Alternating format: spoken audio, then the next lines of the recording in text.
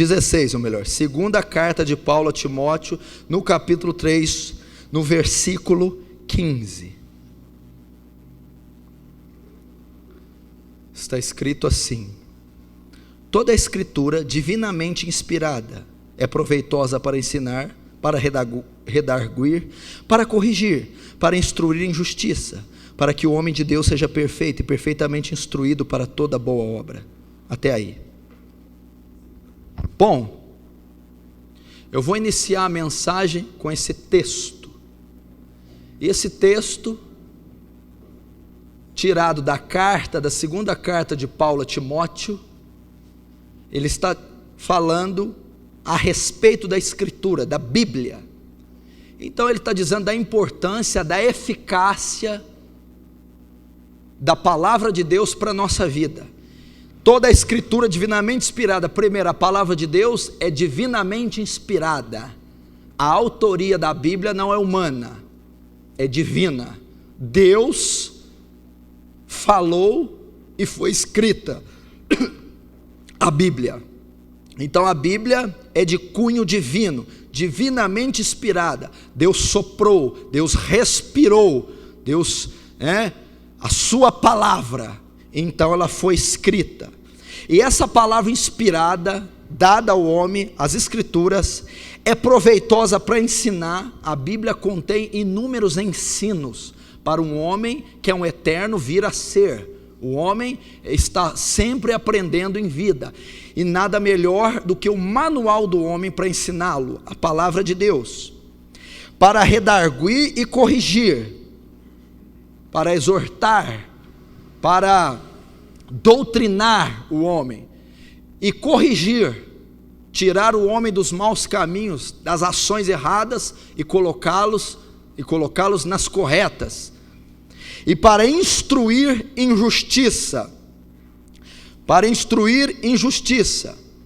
fazer o homem e permanecer justo, fazer o homem justo e fazer com que ele permaneça justo, andar em justiça.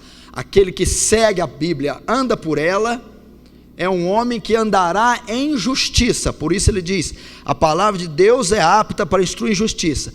E para que tudo isso? Para que o homem de Deus seja perfeito e perfeitamente instruído para toda boa obra, para que o homem, o cristão, seja aprovado, seja perfeitamente instruído para toda boa obra, para que o homem, em todas as situações da vida, seja aprovado, seguindo os conselhos da Bíblia. Então, a palavra de Deus nos traz inúmeros conhecimentos, inúmeras aplicações para a nossa vida. Ela é proveitosa para ensinar, para redarguir, para instruir, e dela tiramos inúmeros ensinamentos. Agora vai onde eu quero pregar, em Mateus capítulo 8.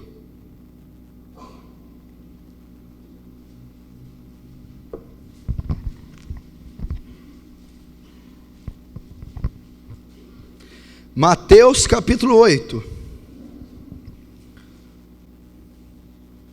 Finalmente chegou o dia de pregar essa palavra. Mateus 8, no versículo 28. E tendo chegado à outra margem, a província dos Gadarenos, saiu-lhes ao encontro os 2 endemoniados, vindo dos sepulcros, tão ferozes eram, que ninguém podia passar por aquele caminho. Agora o versículo que eu vou ensinar, 29. E eis que clamaram, dizendo, que temos nós contigo, Jesus, Filho de Deus, vieste nos atormentar antes do tempo? Até aí. É sobre essa passagem que eu vou ensinar. Agora feche os seus olhos. Senhor Deus, todo-poderoso e eterno, a quem temos que dar honra, glória, poder e domínio, a quem nos curvamos e reconhecemos a sua majestade, a sua grandeza, e reconhecemos a nossa insignificância diante de tamanho poder. Sabemos que tudo está caminhando para o final, mas nos prepara como noiva ataviada, imaculada, sem mancha, preparada para o seu noivo, o Senhor Jesus, que não tardará em vir, que cedo medo virá. Fala-nos hoje pelo poder da palavra. Acompanha essa mensagem com profunda graça, com poder e sinais. Abra os corações dos mais duros presentes, dos mais simples. Nos dá o perfeito entendimento da Escritura. Que o temor de Deus se apodere desse auditório, que a graça nos invada e que tu fales para que teu nome seja glorificado. Te peço isso em nome do Pai, do Filho e do Espírito Santo. Amém. Eu vou falar hoje sobre aprendendo com o demônio. Evidentemente que demônios não ensinam nada para ninguém. Demônios têm uma natureza caída, corrupta. Não há qualquer vestígio de bondade em demônios ou justiça em demônios. Eles já estão condenados, julgados e condenados. Perderam a sua glória quando caíram do céu, perderam a sua forma, perderam o contato direto com Deus, são condenados, são a personificação do mal, são a personificação da injustiça, da maldade, e não há nada proveitoso na essência dos demônios. Mas nós vamos aprender com a passagem dos demônios. É a passagem a qual eles estão inseridos que vai nos ensinar a passagem desses dois demônios. Por isso eu disse no livro de Timóteo que toda a Escritura é divinamente inspirada e é apta para ensinar, redarguir e instruir em justiça. Então essa passagem dos demônios gadarenos não podem ser ignoradas, e através dela que fazem parte das Escrituras, ela vai nos ensinar. Então nós vamos aprender com a passagem dos demônios gadarenos, e é isso que eu quero falar. E essa passagem vai ensinar a nós como que um demônio pode ter tanto conhecimento e pode muitas vezes saber mais de Deus do que de nós, pode saber mais das Escrituras do que nós. Deus com certeza permitiu essa passagem, essa cena que foi protagonizada por Jesus e esses endemoniados gadarenos, para nos ensinar muitas vezes como o nosso conhecimento é pequeno e é escasso de Deus, e como temos deixado a desejar muitas vezes com a nossa vida cristã. Então essa palavra vai ser uma palavra de exortação, vai ser uma palavra de correção para a tua vida, e você não pode se queixar, pastor, muitas vezes as palavras são duras, mas em Hebreus diz que Deus exorta aquele que Ele ama e tem por filho. Se estáis sem correção, não sois filhos, mas bastardos. Ele diz: qual pai que ama o filho não o corrige? Então Deus, quando corrige, é uma prova do amor, porque Ele quer ensinar, Ele quer trazer crescimento para a nossa vida, para o nosso ensinamento. E eu vou procurar ser breve, não vou procurar me alongar, para você, numa mensagem rápida e prática, aprender com a passagem dos demônios. Então vamos lá, no versículo 29, diz assim: eis que clamaram dizendo, que temos nós contigo? Primeira parte, Jesus desce até aquela ilha, até Gadara, onde os demônios se manifestam. Ao ver Jesus, os demônios reconhecem Ele e se dobram, e começam então a argumentar, e começam a falar, instar com Jesus. E nas ações e palavras dos demônios, nós vamos ver quanta coisa eles vão nos ensinar. Então quando Jesus chega à margem do rio e desce, e vem caminhando, eles vêm ao seu encontro, se dobram, e reconhecem a divindade, a natureza de Cristo, e eles se prostram e dizem a primeira palavra. Então aqui vai narrar o encontro de Jesus e dois endemoniados, né? Dois endemoniados, ou posso chamar de um endemoniado, quando algumas passagens diz, mas eu vou dizer do demônio, para ficar mais claro para você. Vai narrar o encontro de Jesus com esse endemoniado. em que no final todos conhecem, Jesus expulsa o demônio dele. Mas até Jesus expulsar, esse demônio traz um rico ensinamento para a igreja, onde já se viu que tempo estamos chegando de demônio está tendo que ensinar a igreja, porque tem muito pastor que não está ensinando, muito pregador que não ensina a igreja, muito cristão que não busca ser ensinado. Então nós vamos ter que aprender e até ser humilhados com essa palavra. Então, primeiro, quando eles se encontram, o demônio se curva e o demônio diz: eis que clamaram dizendo, que temos nós contigo. Olha o conhecimento do demônio. Quando ele olha para Jesus, ele diz: o que nós temos contigo? Como?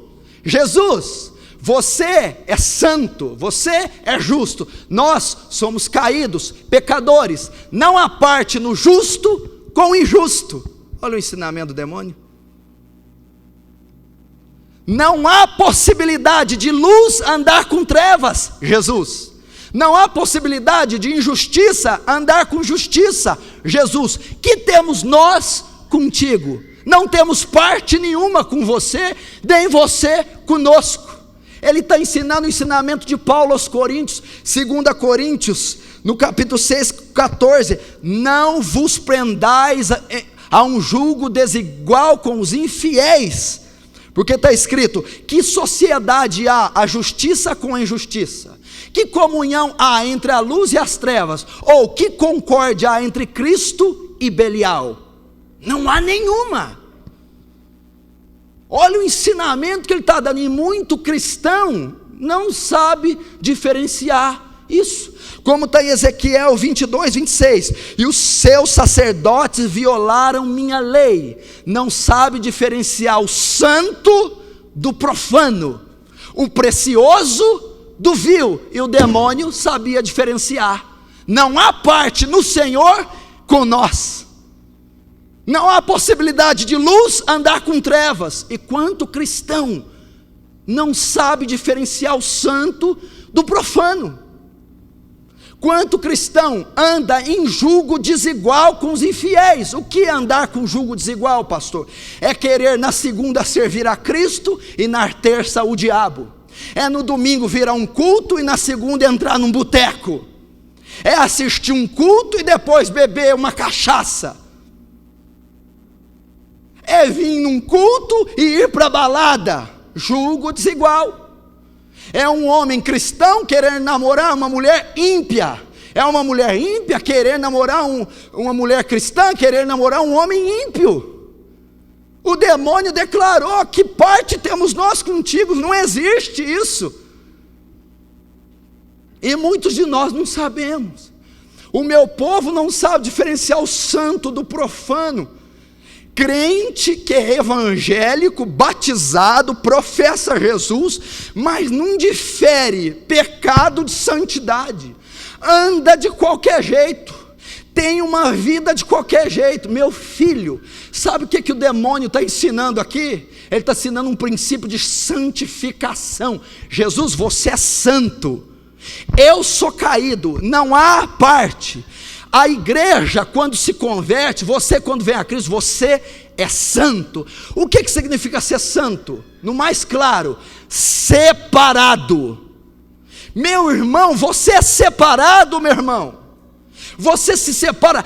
Deixa eu te dizer, em Malaquias diz assim: e outra vez farei diferença entre o ímpio e o justo, entre o que serve a Deus e o que não serve. Quando Deus olha dos céus para espiar a terra e olha para a tua vida, há diferença entre você e o ímpio? Há diferença entre você e o injusto?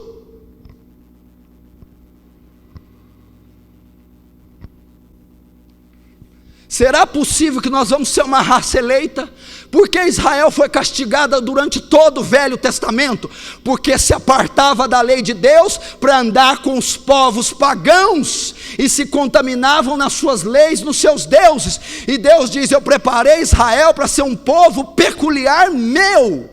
um povo separado. Se você não vive uma vida separada, você não é cristão. Eu preguei aqui quinta-feira: examine-se, pois, ao homem, examina a tua vida. A sua vida é diferente daqueles que você estuda, trabalha, da sociedade. Se ela não for, se não houver separação, meu irmão, você não é um cristão verdadeiro. Aquele que quiser me seguir deve negar a si mesmo, tomar sua cruz e me seguir. Deixa eu te dizer, eu acho que você não entendeu a essência do Evangelho. Evangelho, minha querida, meu querido, não veio trazer um castelo de ouro e uma glória terrena. Evangelho veio nos justificar da ira de Deus e nos levar para uma terra futura. Deixa eu te dizer, Evangelho tem não, Evangelho tem não pode. O que todo mundo pode fazer, você não pode. Aonde todo mundo pode ir, você não pode. O que todo mundo pode falar, você não pode. Sua vestimenta é santa. Pastor, Deus olha o interior e não o exterior. Meu irmão, mas o exterior nada mais professa o que há no interior. Nós não podemos nos vestir como a sociedade, a moda. Nosso templo, nosso corpo é templo do Espírito Santo, não é vitrine de sensualidade, de pecado. Separado, não usamos nosso dinheiro como o mundo usa. Não podemos frequentar qualquer lugar, meu irmão. Senão, que diferença há em nós, que viemos numa igreja domingo, louvamos e oramos em línguas estranhas, e no decorrer da semana somos igualzinhos aos colegas de trabalho, aos estudantes, à nossa família, comemoramos tudo, rimos com coisas tolas, caímos sempre em rodas de escarnecedores. Santo, santidade. Jesus chamou você para quê? Por que as igrejas desse século pregam isso? Fortunas, prosperidade, gozo, prazer, onde a Bíblia diz: ei, eu chamei vocês, vocês não entenderam, para negar vocês, negar sua vontade, tomar sua cruz, instrumento de tortura e de morte, e me seguir rumo ao Calvário. Isso é a essência do cristianismo. Entrai pela porta estreita, e apertado é o seu caminho. A conversão é apertada. Quando você vem para Cristo, você renuncia. Olha a continuação do versículo: e apertado também é o caminho. O andar cristão também é apertado, também é estreito. A vida cristã é uma contínua renúncia, abnegação. E o demônio foi explícito, dizendo: o que temos nós contigo? É impossível ter parte. O próprio demônio tinha ciência que Cristo não podia ter parte com ele. E nós muitas vezes não temos. Nós queremos viver uma vida de qualquer jeito. Você não pode dar o luxo de sentar na televisão e ver qualquer porcaria. Você não pode dar o luxo de escutar qualquer coisa mundana, satânica. Não pode. Você não pode dar o luxo de sair, de ficar e beijar. Outra palavra aqui para os jovens: ficar. Isso é tão satânico e diabólico como qualquer outra coisa criada pelo diabo. Cristão não fica. Você não toca no lábio de uma mulher sem saber que ela vai ser tua esposa antes. Jamais. E o que a gente vê? Os crentes de hoje têm que experimentar as mulheres. Eu vou experimentar até ver qual que é a minha. Estão adulterando, prostituindo, fornicando, porque não são separados. Quando a gente diz de santidade, você só pensa em vencer a imoralidade. Ser santo é só não ser imoral, você está muito enganado. Ser santo é não fazer falcatrua com o dinheiro. Meu Deus, o que gente adultera olerite para financiamento de casa, de carro. O que gente mexe com o imposto de renda e adultera e corrompe. Que pessoa santa não faz isso. Mente no telefone. Quem te disse que você tem esse direito de estar na tua empresa, onde você trabalha, e usar o telefone para mentir para patrão, sei lá, qualquer coisa? É um absurdo isso. É um absurdo esse tipo de coisa. Ou somos crentes ou somos diabólicos. Não mentimos, não tem jeitinho brasileiro com Deus, não tem empurrar com a barriga com Deus. Ser santo é ser íntegro, é ser reto, é ser honesto nos nossos papéis, ações, palavras, na educação dos filhos, é ser transparente. Quanto crente quer ganhar dinheiro às custas de fraude, de mentira, de engano. Não, meu irmão. Separados, temos que ser separados. Você tem que ter isso na sua consciência. Se você, escute, se você vive um estilo de vida semelhante a dos seus amigos ímpios, a sua salvação está comprometida, o seu cristianismo está comprometido. Desculpa te dizer, eu não posso ficar te enganando. Eu estava lendo um livro do Leonard Ravenhill, e no livro ele diz assim, que um certo pastor tinha 1000 membros na sua igreja, mais de 1000, igreja lotada, rica, abastada, e Deus disse a ele, disse assim: muda seu sermão, você está pregando algo só para agradar esse povo, muda seu sermão, prega o que eu te mandar, só que saiba, sua igreja vai diminuir. Ele começou a pregar a verdade, porque ele estava pregando só o que o povo queria ouvir. Então tinha mais de 1000 membros. Quando ele começou a pregar a Bíblia, foi para 200 membros a igreja dele. Mais de 800 pessoas saíram. Mas Deus diz: eu não estou preocupado com números, eu estou preocupado com que você anuncie a minha palavra. Você acha que eu não relutei para pregar essa mensagem hoje? Você acha que eu, como homem, não fico apertado? Senhor, eu vou exortar a igreja de novo. Prega o que eu te mandar, fala o que eu mandar você falar. Então eu tenho que obedecer. E Deus está mandando dizer: meu Deus do céu, quando é que vocês vão pôr na cabeça que cristianismo é mudança total, completa? A Bíblia fala de transformação, é mutação. Quando se vem para Cristo, há uma transformação. Eu dou o exemplo aqui da lagarta que vira borboleta, meu irmão. É um animal mucoso, rastejante, de formato cilíndrico. Quando ela vai para o casulo, ela se transforma num inseto voador colorido. Ela muda 100%, há uma metamorfose. Ela não mudou a cor apenas, de lagarta branca para marrom. Ela se transformou 100%. Isso é cristianismo, não são gotas de melhora, não são gotas, meu irmão, de mudança, é transformação. Ou você é, ou você não é. O que é que o próprio Jesus diz em Apocalipse capítulo 2 para a igreja de Laodiceia? Quem dera fosse frio ou quente, mas porque és morno, vomitar-te-ei da minha boca. O que é o morno? Morno é aquele que vive dentro da igreja, mas nunca se converte, nunca se entregou 100% para Deus, nunca converteu mente, alma, espírito, nunca. É morno.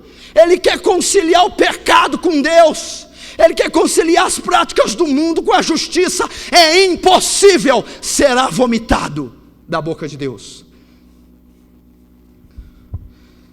Vocês não conhecem essas partes do Evangelho, acha que Evangelho é só isso. Vai ler Mateus capítulo 10, não pense que vim trazer a paz, disse Jesus. Não vim trazer a paz, mas a espada. Vim pôr divisão no lar, o filho e o pai, a mãe e a filha, a nora e a sogra. Portanto, os inimigos do homem serão seus familiares. Quem amar o pai e a mãe mais que a mim, não é digno de mim. Isso não pode pregar, senão eles vão te bater. Mas está lá, Mateus 10, 45.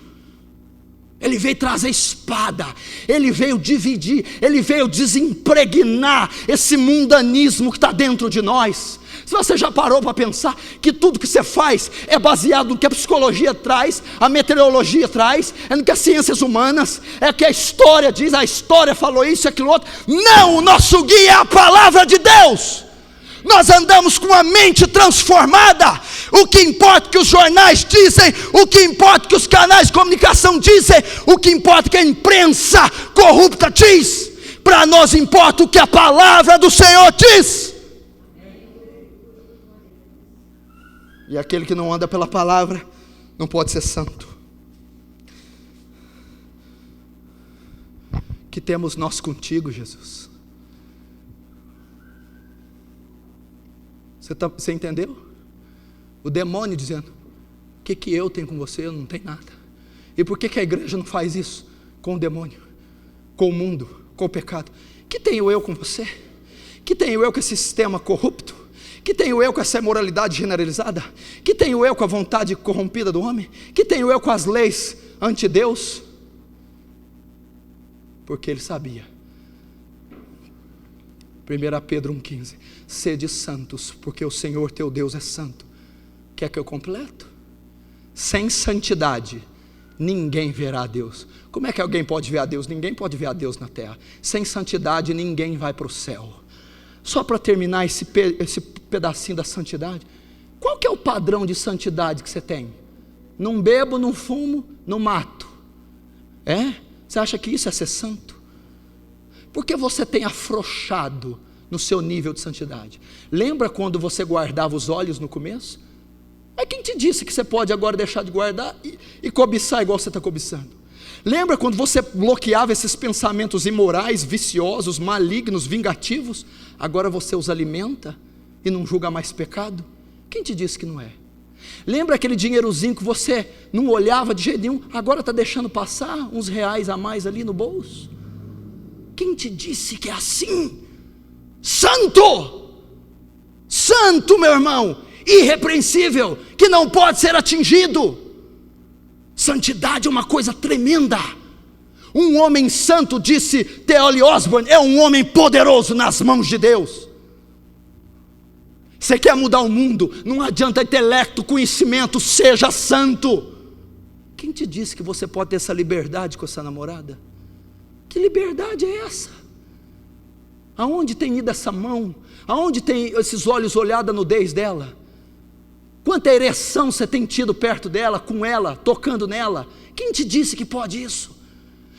O demônio disse: não temos parte contigo. E o povo de Deus tem uma lei própria. Eu não julgo isso pecado, mas aquilo que você não julga pecado, a Bíblia condena como pecado hediondo. O pior pecado é a justiça própria, andar segundo o teu nariz. Você é submisso à vontade de Deus e não à sua. Para de pegar um texto isolado para beneficiar o seu pecado.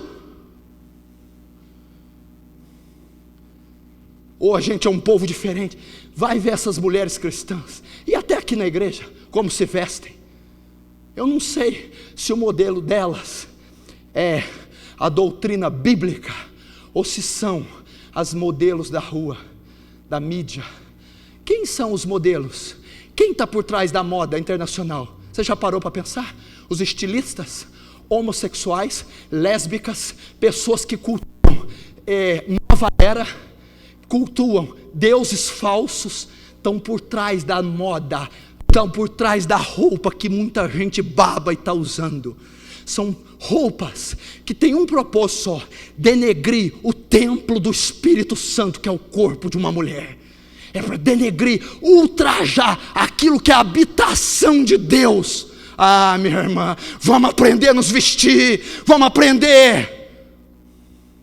Você como templo expressa o quê? O templo do Espírito é a arca da aliança. Lembra da arca? Quando Davi quis trazê-la para casa, Deus feriu Uzá, ele deixou na casa de Obed-edom.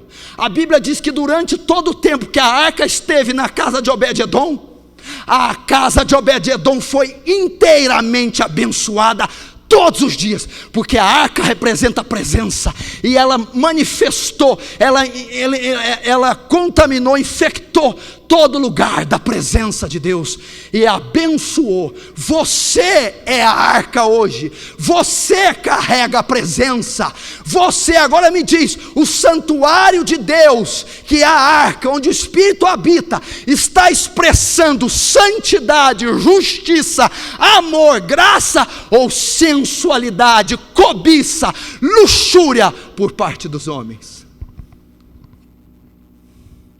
Sede santo, sede separado. Pastor, mas eu vou ser criticado, eu vou ser perseguido. Tem outra coisa aqui, vai sair um pouco do contexto. Tem outra coisa aqui. Como é que é? Você vai ser perseguido, está achando ruim? Me diga uma coisa aqui, não levanta a tua mão não. Quem aqui é perseguido por causa de Jesus? 99% não vai levantar a mão, porque não é. Agora eu digo uma coisa para você: marca de um cristão genuíno, essa é uma das maiores marcas, é bíblico, não tem saída para você, meu filho. Se odiaram a mim, odiarão a vós, de todos sereis perseguidos pelo meu nome. Se perseguiram a mim, perseguirão a vós. Bem-aventurados sois vós, quando perseguindo, disserem todo mal contra vós. Exultai e alegrai, porque grande é o vosso galardão no céu, pois assim perseguiram os profetas que eram antes de vós. Marca de um cristão genuíno é ser perseguido. E não é ser perseguido porque não pagou conta, porque brigou por causa de fofoca de carne. É ser perseguido porque está pregando o evangelho. É ser perseguido porque hora, dia e noite as orações estão incomodando o inferno. É ser perseguido porque está arrancando almas do diabo, trazendo para a igreja. É ser perseguido porque o que todo mundo faz na escola ele não faz, o que todo mundo faz na empresa ele não faz. Ele é diferente, tem mente, conduta, pensamento, vestimenta diferente. Logo ele é caluniado, zombado, perseguido. Tudo isso por amor daquele que morreu no Calvário por ele.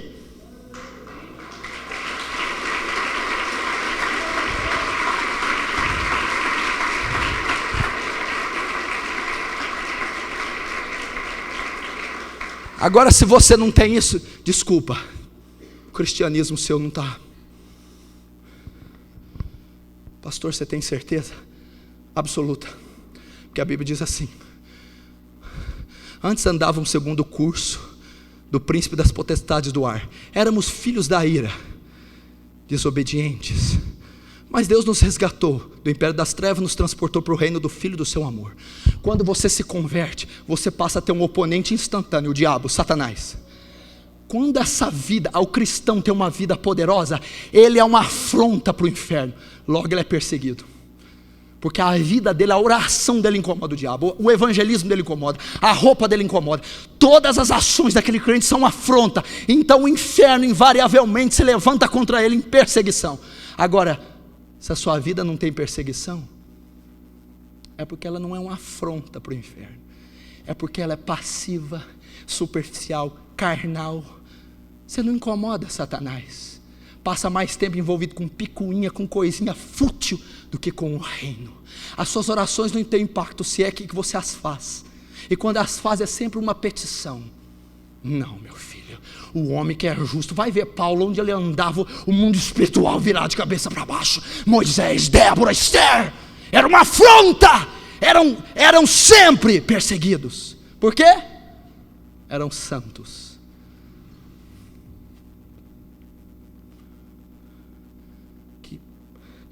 Que temos nós contigo, Jesus? Que temos nós contigo? Primeira coisa que ele ensinou. Segunda,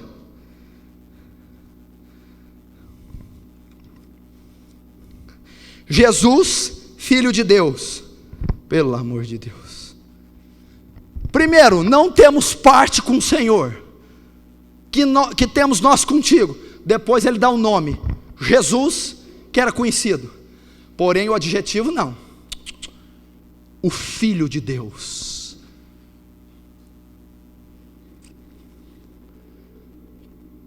Você conhece quem Jesus é?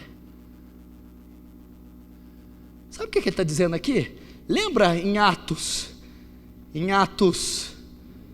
19, 15, quando os filhos do sacerdote Cefas foram expulsar os demônios do endemoniado? Demônio, nós te conjuramos no nome de Jesus que Paulo prega. O demônio diz assim: Paulo eu sei quem é, e Jesus eu conheço, ele é o Filho de Deus. O demônio estava dizendo: esse Jesus é o Messias enviado, é o Filho do Deus vivo, Deus se manifestando na terra por intermédio dele. Eu quero fazer uma pergunta para você. O demônio disse: Jesus eu conheço. Você conhece a Jesus? Pastor, como é que pode um demônio conhecer Jesus? Ele é demônio, ele é capeta, Deus não tem parte com ele. Não, você esqueceu de onde ele veio. Esses demônios já foram anjos, já viram Jesus na sua glória, já viram ele exaltado nas nuvens, sabiam do poder e da glória. quando viram ele na terra, disse: eu conheço você, eu já te vi glorificado num trono, eu já servi você, eu já entoei louvores a você, eu já me humilhei, ajoelhei diante de você, eu sei que tu és Deus em terra. Ele já viu, nós não vimos. Nós não vimos. Ele subiu ao terceiro céu. Mas o demônio foi no céu, eu não fui. Você foi? Foi. Quando o véu foi rasgado, você não subiu ao céu, o céu desceu a você, a glória foi exposta. Então aquele demônio conhecia Jesus, porque estava continuamente no Santo dos Santos, no céu. Nós temos acesso ao Santo dos Santos, porém nós não entramos, nós não temos intimidade, nós não conhecemos. É isso que a Escritura está ensinando. Olha a declaração para os endemoniados. Você está entendendo? Eu não estou brincando, nem estou mentindo. Paulo, sei quem é. Jesus, eu conheço. Você conhece Jesus? O que você sabe de Jesus? Dá 5 atributos dele aí para mim agora. Não dá, né? Vai parar no segundo. Dá alguma data concernente a ele. Me fala qual a última vez que ele falou o seu coração. De verdade, porque é de irmão que fala: Deus tem falado comigo. Tem falado coisa nenhuma. Olha para a tua vida, que Deus tem falado. É engraçado, paga preço, ora, jejum, é santo, Deus não fala. Agora vive uma fraqueza, num pecado, Deus tem falado. Ah, meu irmão, tem dó. Não, vamos converter. Que dia que ele ardeu no teu peito, que dia que você se lembra da madrugada, ele te acordar e você perder totalmente o sono, e ele diz: dobra o joelho, que eu vou falar com você. Que dia que ele tem um impacto na tua vida? Faz tempo, né? A palavra do Senhor diz: buscar-me-eis e me achareis. Tem um porém: buscar-me-eis, então só me achareis. Só depois disso, depois de me buscar de todo o vosso coração. Você conhece? Ele estava dizendo da divindade. É notável ver que muitos dos cristãos não reconhecem a divindade de Jesus. Parece que somos semelhantes aos testemunhos de Jeová. Não, Jesus não era Deus. Somos semelhantes ao espírita. Jesus não era Deus, era um espírito evoluído. Semelhante aos muçulmanos, Jesus era um profeta. Semelhante a tantas coisas. Semelhante aos católicos, a transubstanciação. Confundimos, sabemos nada dele. Quem que é Jesus? Jesus de Nazaré, que abençoa a gente, abençoa. Não, meu irmão, nós temos que saber da magnitude de Jesus. No princípio era o Verbo estava com Deus, e o Verbo era Deus. O demônio estava querendo dizer: eu conheço, Jesus é Deus, Ele é Deus, Ele é Deus. Ele não é um profeta, Ele não é um espírito evoluído, não é uma divindade a mais na mitologia grega. Ele é a única divindade, e Ele desceu na terra.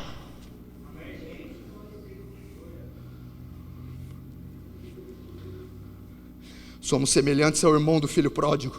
Você conhece o irmão do filho pródigo? Você ouve falar muito no filho pródigo e no irmão do filho pródigo. O irmão do filho pródigo não saiu, não gastou nada com ninguém, não pecou, ficou quietinho, como um excelente fariseu. O irmão dele volta arrebentado, sujo do pecado. O pai perdoa, lava, mata o novilho cevado e dá para o filho pródigo. O irmão do filho pródigo fica com inveja. Estou tanto tempo com o senhor nunca matou nem um cabrito para mim. Por quê? Você está sempre comigo, nunca pediu? Ele está querendo dizer assim, ó: são os crentes religiosos, têm anos de conversão, estão debaixo do nariz de Deus, mas não conseguem ser abençoados.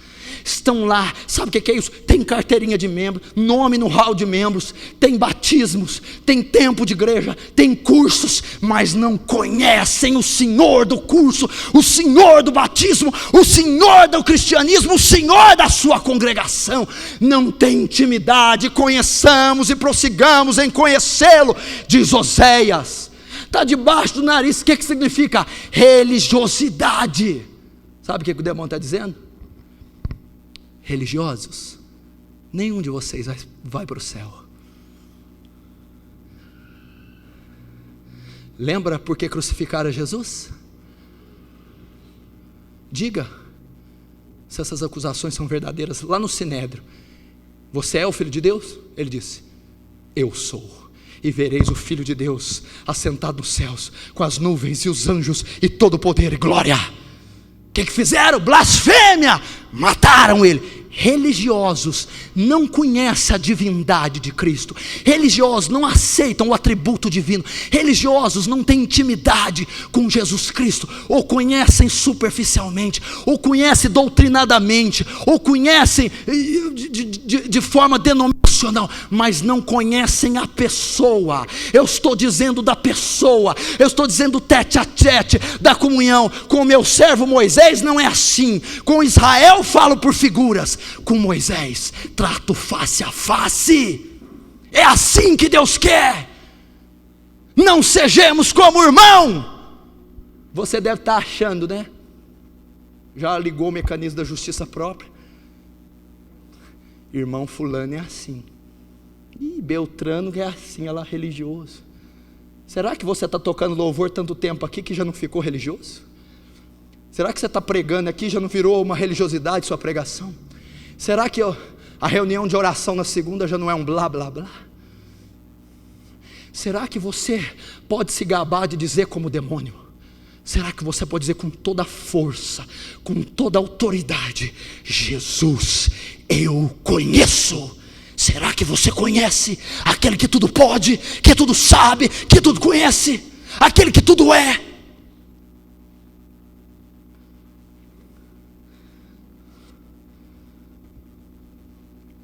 Jesus, Filho de Deus. Se eu for ensinar para você o que é só o que essa declaração traz da outra pregação, quando o demônio diz Jesus, Filho de Deus, Jesus, o Messias, o Salvador, o Redentor, a salvação do homem, a redenção do homem, é vinda sobre a terra. O único mediador entre Deus e os homens, o único capaz de manifestar Deus aos homens, o único elo entre Deus e os homens, Jesus.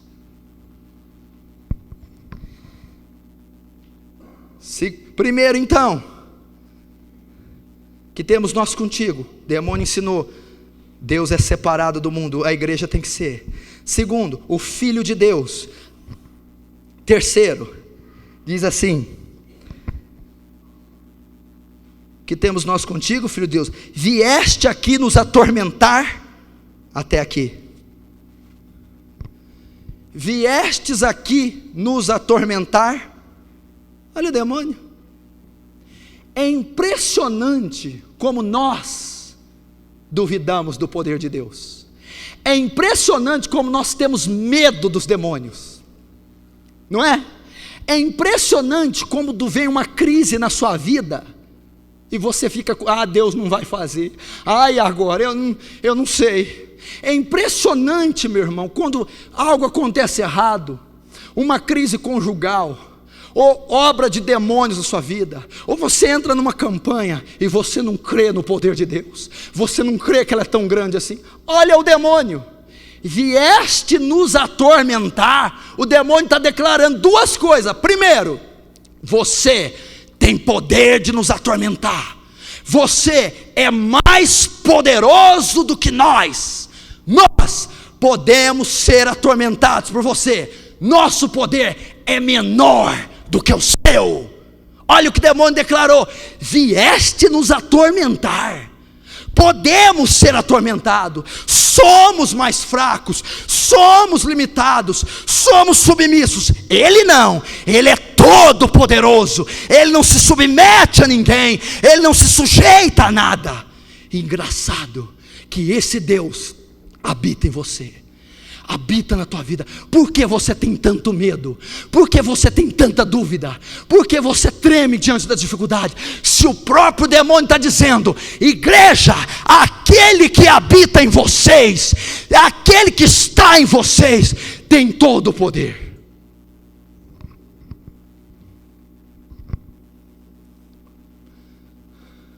Sabe o que o demônio está dizendo? Você diz: pastor, mas o que vem contra mim é forte, o que vem contra mim tem poder. O demônio está dizendo assim: eu tenho poder, mas o que está em você tem todo o poder. É isso que ele está dizendo. Vieste nos atormentar.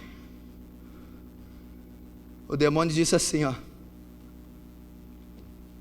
te conheço, você é o El Shaddai, todo poderoso. O que significa ser El Shaddai? Por isso que você está nessa fezinha aí, ó, esse trupico, trancos e barrancos. A força que atua sobre você, escute. O Deus que você lê todos os domingos, escute.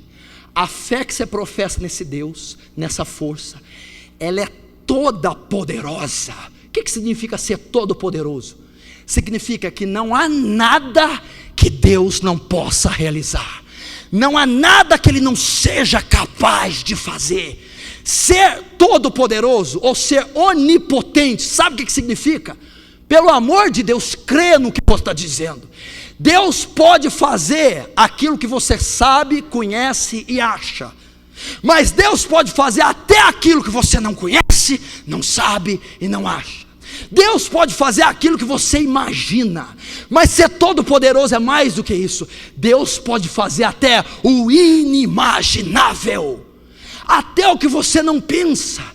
Se você está metido em situações de anos, em situações irremediáveis, situações impossíveis, elas não são nada para Deus, porque elas você pode imaginar uma solução, entendeu? Deus pode dar solução até aquilo que aos seus olhos não tem solução, até aquilo que você não pode imaginar, Deus pode fazer até o inimaginável.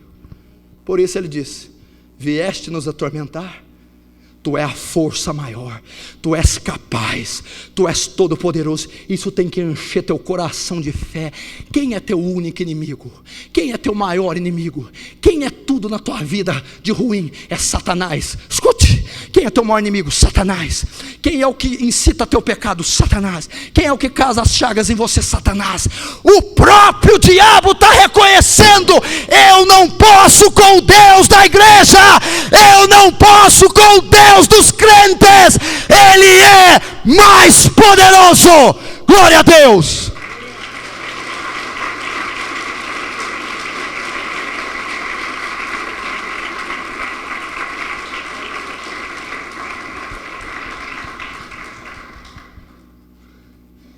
É isso que Ele está dizendo.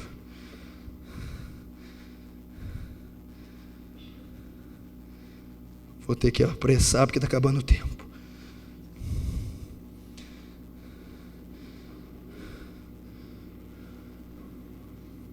Seu próprio inimigo foi obrigado, ao estar diante dele, a reconhecer isso.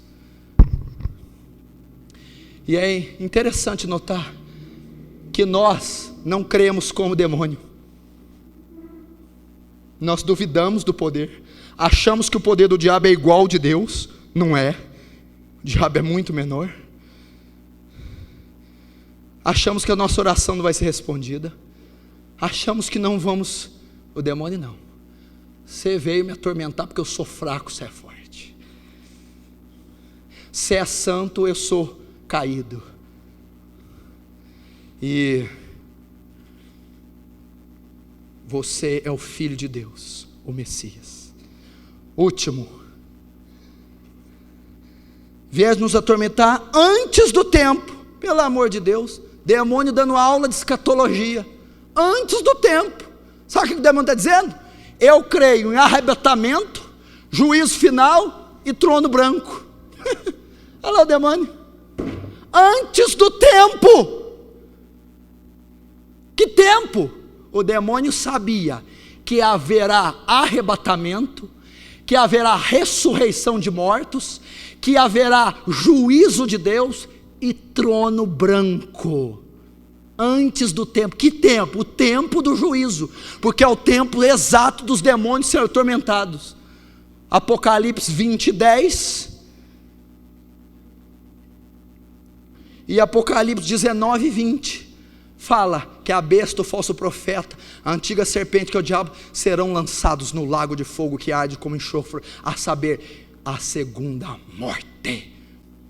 E vi o filho do homem assentado num cavalo branco, e saiu a peleja para pelejar contra os reis, os príncipes da terra, e a besta, e eles foram vencidos. Nós, muitas vezes, não cremos nessa passagem. Como? Muita gente não vive esperando arrebatamento. Você sabia que vai ter um arrebatamento? Deus vai arrebatar a igreja em glória. O crente fiel, quando Jesus voltar, vai ser tirado, transladado daqui, subirá pelos ares. Os que morreram em Cristo ressuscitarão com corpos glorificados. Você sabia? Você sabia que vai haver uma grande tribulação como nunca houve na terra? Talvez essa será a terceira guerra mundial. Você sabia que vai ter o juízo de Deus e todo mundo vai ser julgado segundo suas obras? Você sabia que nós vamos estar diante de um trono branco e vai se abrir um livro chamado Livro Memorial, e esse livro vai estar registrado todas as coisas que você fez? Só abre um parênteses. O que esse livro memorial registrou essa semana? Que pensamentos seus está lá nesse livro? Ações, que coisas obscuras, secretas que você fez, que estão todinhas registradas. Naquele dia vai ser aberto esse livro, vai ser colocado, para Deus julgar cada um segundo a sua obra. Vou tomar as palavras do Ravenhill como as minhas agora. Acho bom todo dia antes de ir para a cama, você lembrar desse livro, o que Deus colocou nesse livro, antes do tempo. E ele está falando de tempo aqui, o demônio. A Bíblia diz: hipócritas, sabeis ver os tempos das estações e não sabeis discernir os tempos do fim. Olha o tempo do fim. Ninguém crê, está preocupado demais com casar, com carro, com dinheiro no bolso, com viagem cara. Você não está preocupado com a economia mundial falindo, você não está preocupado com as eleições, você não está preocupado com a apostasia dentro das igrejas, você não está preocupado com o avanço da tecnologia e da ciência, tudo convergindo para um governo único, uma moeda única, um só governador. Você não está vendo? O apocalipse vai chegar, o cumprimento de tudo vai chegar. Pastor, eu sei de tudo isso e espero isso sim. Você está enganado. Não, você não espera, porque o esperar não é palavras, o esperar é hábitos. A Bíblia diz: aqueles que esperam em Cristo só nessa vida são os mais miseráveis de todos os homens. Aquele que crê no arrebatamento, na ressurreição, no juízo de Deus, vive como tal. Ou será que você vive com temor? Andar em temor durante a vossa peregrinação na terra. A Bíblia diz também assim: vede como prudentemente andeis, não como a nécios, mas como a sábios, remindo os tempos, porque os dias são maus. Agora eu vou te dizer, se o que o demônio está falando é mentira ao teu respeito, são suas ações. Ele disse: vieste nos atormentar antes do tempo. Eu sei que vai haver um arrebatamento, vai haver um juízo, eu sei. Se você sabe, se você tem conhecimento, você anda segundo aquele que espera o juízo, o arrebatamento. Se você não sabe, você está andando igual Jesus declarou: e os dias da vinda do Filho do Homem serão semelhantes aos dias de Noé. Comiam, bebiam, casavam-se e davam-se em casamento, quando de repente veio o dilúvio e os levou. A vida de quem não espera o juízo é a coma dos tempos de Noé, porque o juízo veio em forma de água, de dilúvio. que eles estavam fazendo? Comendo e bebendo. Negócios, dinheiro, viagens, sociais, matéria. Casavam-se e davam-se casamento. Romances, namoros, beijos, abraços. Vida terrena, vida ímpia. Esse é o teste para aquele que espera o juízo. Que espera o juízo? Andar em temor durante o tempo da vossa peregrinação. Olha que coisa poética, olha que coisa, que testemunho, que declaração elegante, poética. Andai em temor durante o quê? O tempo da vossa peregrino cheio de mala. Não somos daqui, estamos peregrinando, não tenho nada com essa terra, estou em temor quanto às ameaças do diabo. É assim que crente vive, porque ele sabe que um juízo virá, ele sabe que o fim se aproxima, ele sabe que Deus julgará com mão de ferro essa terra, e ele espera. O que ele faz? E vi novo céu, nova terra, e a nova Jerusalém, ataviada para o noivo. Jesus vai buscar uma noiva ataviada. Espera aí, noiva, quando você vai casar, quando o marido vai te receber, o noivo, você se atavia, maquiagem, cabelo, roupa, sal, você se prepara para o noivo encontrar você toda formosa. Correto? Por que você faz isso? Porque chegou o dia do encontro. Até chegar aquele dia, você está emagrecendo, arrumando sua estética, se ataviando. Aquele que espera pelo noivo, que crê no juízo de Deus, está ataviando o seu caráter, está se santificando, está se guardando, crescendo na palavra, crescendo na oração, vencendo o pecado, vencendo o caráter, amando o próximo, perdoando o próximo. Essa é a marca daquele que espera o juízo de Deus. Se você está comendo, bebendo, se você só preocupa com coisa da terra, desculpa, você não vai ouvir a trombeta soar, porque só vai ouvir quem for arrebatado. Você não vai ser arrebatado, e você não vai participar das bodas do Cordeiro.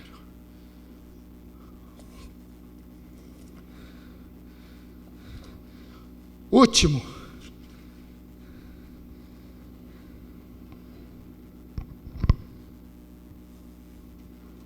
primeiro, então, aprendendo com o demônio. Primeiro, que temos nós contigo, separação entre o mundo e o crente. Segundo, é o Filho de Deus, o Messias de Israel, o Deus encarnado. Terceiro, vieste nos atormentar, tem mais poder que nós. Quarto, antes do tempo, juízo de Deus. Quinto, possui mais conhecimento bíblico que a maioria dos crentes. Aula de Bíblia o demônio deu, bem rapidinho para você entender. Primeiro, conhecia 2 atributos de Deus. Vieste atormentando o tempo, tu és onipotente. Que parte temos contigo? É santo. Santo e onipotente. Conhece atributos de Deus. Estudou na aula de teologia os atributos de Deus. Conhece. Segundo, era ótimo em escatologia. Antes do tempo, ele está falando com Jesus, você não pode trazer juízo agora, as coisas não se cumpriram, primeiro o Cristo tem que padecer. Olha só, expert em escatologia, a ciência que estuda o fim dos tempos. O demônio então disse, você não pode fazer isso agora, você não morreu, é só quando você for glorificado. Conhecia de Bíblia, escatologia. Terceiro, tu és o Filho de Deus, conhecia todos os livros dos profetas. Quando profetizavam o filho de Davi, da raiz de Davi, vai vir o Filho de Deus, o Redentor. Expert nos profetas, conhecia a palavra melhor que muitos nós. Quando ele foi tentar Jesus, ele usou versículos, Salmo 91. E é impressionante que cristão não sabe nada de Bíblia. O demônio dizendo de escatologia, de atributo divino, de palavra profética, e nós não sabemos nada. Crescei na graça e no conhecimento de Deus. Toda a Escritura é divinamente inspirada, apta para redarguir, ensinar, instruir em toda a justiça, para que o homem seja perfeito e toda a obra instruído. Vamos aprender, igreja, a ser um povo bíblico. Vamos aprender a ser um povo que ama a Bíblia, que conhece a Bíblia, que pratica as Escrituras. Assim teremos força.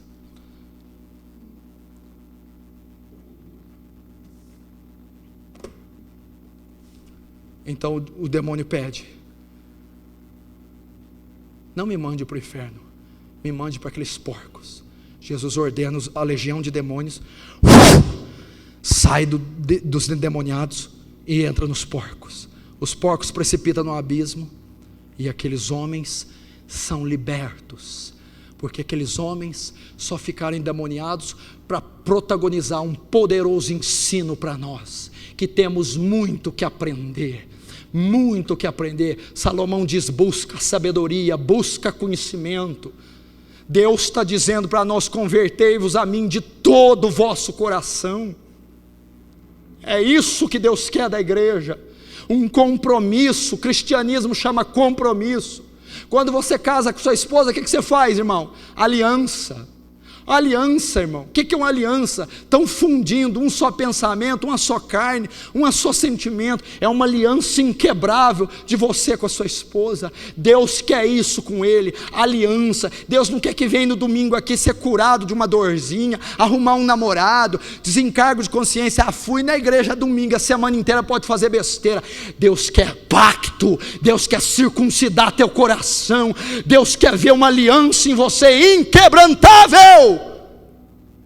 Deus quer encontrar você ataviado, igreja.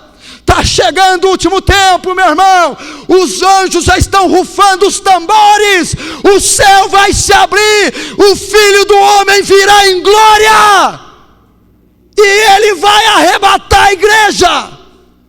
Prepare-se para contemplar o maior ato, a maior manifestação já vista. A volta do Filho de Deus. Apocalipse diz: eis que estou às portas, eis que cedo venho, e comigo está o galardão para dar, retribuir a cada um segundo as suas obras. Você, essa geração que me ouve, que me vê, vai contemplar o maior evento de todos os tempos, a volta sublime, excelsa, augusta do Todo-Poderoso Jesus Cristo. Que você, meu querido, que eu estejamos preparados para tal dia. Glória a Deus. Amém.